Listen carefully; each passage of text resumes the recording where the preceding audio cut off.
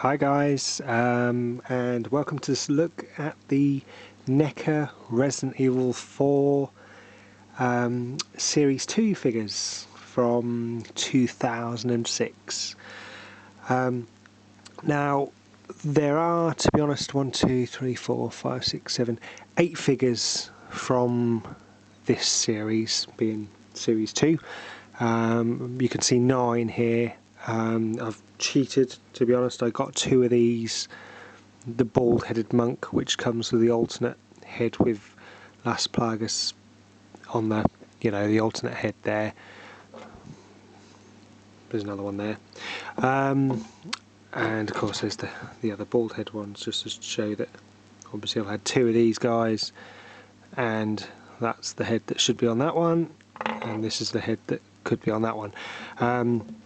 So I wanted to display them with obviously the Los Illuminados monks, how they were, and one with the Plaga showing as well. So it's sort of a cheat, but I guess it's another way of getting an extra figure in the collection, or obviously in the display. But we'll have a quick look at these guys. So basically this set, Series 2, comprised mainly of the Los Illuminados monks, Garrard, the Iron Maidens and Krauser, which I'll show you them in a second at the back. Now obviously the monks, you can see at the front here, are basically a rehash of the same figure. Obviously this guy being red, and some differences obviously with the accessories put on, or the hoods, or alternate heads, but essentially they're the same sculpt, same mould, but with just different things, to be honest. So let's start off with this guy, because like I say, it's the same. This is the same figure, which comes with an alternate head. I'm sorry, I don't have any of the packaging to show you on these guys, but so it's basically, like I say, the same figure. I've just put the alternate head on, just for display purposes, really, more than anything. Comes with obviously his big sickle. The detail that's gone into these figures is absolutely brilliant. Gotta be honest with you, Resident Evil 4, probably my favourite of all the Resident Evil games, once you take out the impact that, obviously the impact the first one had. The second one I absolutely loved, to be honest. Absolutely became a gamer from Resident Evil 2 on the old PlayStation 1. Since then, obviously been a bit of a gamer, but for me, Resident Evil 4, absolutely brilliant. But let's have a look at the figures. So what we have is, like I say, obviously his sickle can be removed. Brilliant detail, obviously going into all the wood, the blade, the little holes for the rivets and things, the sculpt on the faces. I'll show you this one a little bit better on there. It's got a bit of funny grimace going on as well. In terms of articulation, quite a fair bit going on. You've got a little bit of rotation in the foot there to get him to stand properly, rotation in the waist, ball joint in the shoulder, and you've got a split in the arm. Bit pointless with this arm because it's straight, and all you're doing is just rotating a straight arm, so there's not really anything going on there. And of course you've got the rotation in the wrist, so not really anything happening here. But with the split in this arm being at the elbow as such, you can obviously get a bend going there, and rotation in the wrist, and of course it's a pin ball joint going on the head there, so get plenty of movement going on there. So this is basically what was called the sickle monk, always been known as the sickle monk there. I'll get them out of the way as we work our way through them. Then let's go for obviously the red monk, which is an easy one to see when you're buying. He comes with his trusty bow, which causes no end of hassle to you in the game. Again, the bow really well detailed. See the little arrow sitting there. Probably could have done with a little bit of elastic here or something, just to give it the look of having some string on there. Same articulation going on this guy, of course, alternate head, but the movement is very limited, obviously going on with the hood. But the skull, the sculpt of the ram's skull on the top of his head is absolutely brilliant. Looks absolutely fantastic. Probably be, if you're only going to get one off the monks, probably the one I got, to be honest, just because he obviously stands out as well. There, sorry, just get that crossbow back in his hand properly. So that's obviously the red robe monk. Then we'll have a look at skull face and crossbow. Exactly the same crossbow we just saw on the red robe one, so there's no difference going on there. Obviously the same sculpt with his brown robes. Obviously got this extra bit of decoration, and of course the skull helmet going on there, which is very annoying when you're trying to shoot him in the head on the game, because obviously the bullet's just pinging off on there. So that's obviously skull face and crossbow. Then this one is the last of the Los Illuminados monks. If you were to get just the brown robe one, this would be a cool one to get, because it comes with his really cool shield. Obviously, remember in the game, you're plugging holes in it to get to him behind it, hiding behind it, swinging the old ball and chain at you. Essentially it's obviously the same head that came on the other monk. There, so that's him. Another fantastic figure, and of course filled you with fear in the game when you started seeing these come mumbling towards you, coming at you. You think, what do I do, what do I do, what do I do? But anyway, that's all the monks. So now we have let's go for the Garrard. Absolutely brilliant part of the game, to be honest. I must admit, I didn't really know what on earth was going on when I first encountered this guy. The figure is absolutely brilliant, to be honest. Quite impressive, obviously quite big, fair bit of weight to it as well. The blades are removable and you just basically push them in.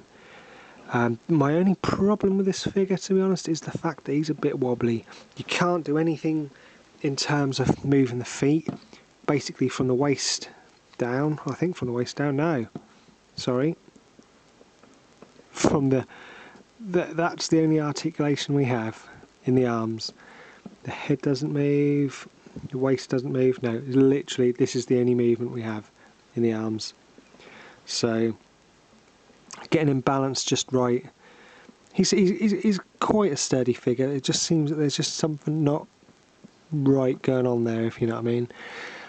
But absolutely brilliant figure. The detail, you have to be careful you don't snap any of these blades off his gauntlets there. You see all the markings on him. Real chain there. He's even got his eyes stitched up like he does in the game.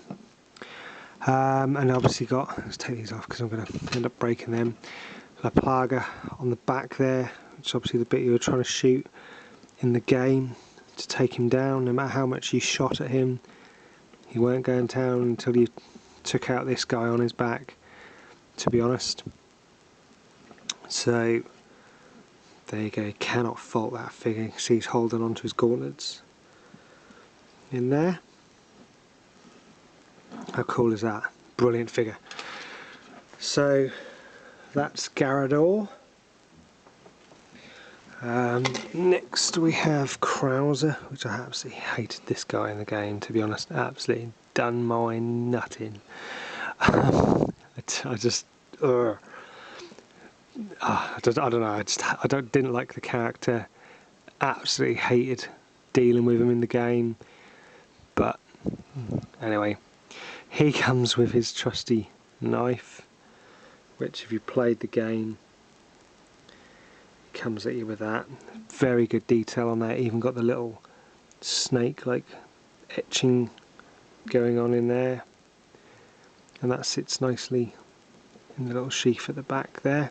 Comes with the grenades. They're all sculpted on him. You can't do anything, to be honest. In terms of his articulation, you've got rotation in the foot, rotation in the waist. No, nothing in the waist. This arm moves up and down, but you don't want to put it in any other position than what it's supposed to be in, because once you do, you get obviously the big section showing, which you don't want. Ball joint in this arm, so you can get it in lots of positions, to be honest, however you want. And even these little claws, I suppose, are on ball joints, and they can be moved about and moved however you want them to be honest. You can get them in feral, or I should say that arm, in a few poses, to be honest, but there's not really too much you could do with him. And he's got rotation in the hand as well. So, but the detail that's gone into this figure, absolutely brilliant. Looks horrible. His combats look really cool. Boots, everything about all these Resident Evil figures, to be honest, are absolutely brilliant. You cannot fault these. I think they are one of the best set of sculpts for movie game figures out there, to be honest. Far superior than the Resident Evil archive figures, far superior than the Resident Evil 5 figures, way up there with the God of War Neca figures as well, but I think they're absolutely brilliant. The camera in this video is not doing these figures any justice, to be honest. They're absolutely brilliant. So that's Krauser there, and then we come to Regenerator. Now he came in two variants. The standard one, obviously being Regenerator, or he was also known as the Iron Maiden. Exactly the same sculpt, exactly the same mould, obviously just different paint jobs, and articulation is literally just in the arms and the wrists. There's absolutely nothing else going on, and of course the head as well. But and actually even hurt yourself moving picking this figure up, you're spiking yourself on it and you're like, yeah, it does actually even hurt when you're moving him, to be honest. They're quite brittle, you know, they are a few soft ones, but they are actually, with the paint on there as well, quite thick paint, they are very sharp, to be honest. But anyway, he came in the standard version, being this guy, obviously the regular, how you see him, and he also came in the green variant, which is quite hard to get hold of, to be honest. I'm not sure, I don't think it was a Comic-Con exclusive, but now I'm saying that, I think it might have been, I'm not too sure. I wouldn't like to say it was, but it might have been a Comic-Con exclusive version. And this is of course how you see the Regenerator or the Iron Maiden through this scope when you're trying to pick out where the Plaga is to shoot him. I think it's a cool figure, you know, the fact that they've actually done that and thought, hold on a minute, let's, you know, you get the old clear variants and they're getting a bit tired now, aren't they? But they've actually done, they've done another version of the same figure absolutely brilliantly, if you ask me, to be honest. I love the fact that you've got a version of him that you see through the scope, through the heat scope, so I think that's brilliant. But as a figure, again, the detail that's gone into this guy, it just looks like a basic figure, but the detail that's gone into it, you cannot fault it. Absolute quality there. Brilliant, brilliant, brilliant. So that, guys, is a look at the Resident Evil 4 Neca action figures series 2. So I'll just bring it all back in again just for another quick little look.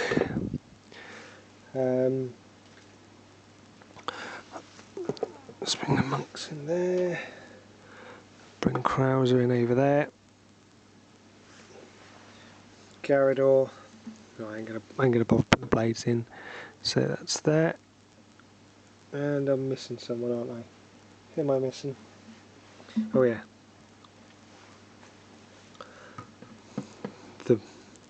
the sickle monk and the one with the plaga head. So there you go, guys. Resident Evil 4 Neca Series 2 figures. Thanks for watching. Of course, please leave any comments, and I'll obviously try and reply. Obviously, please subscribe if you haven't already. Plenty more videos to come. And as always, thanks for watching. Take care. All the best, guys. Bye bye.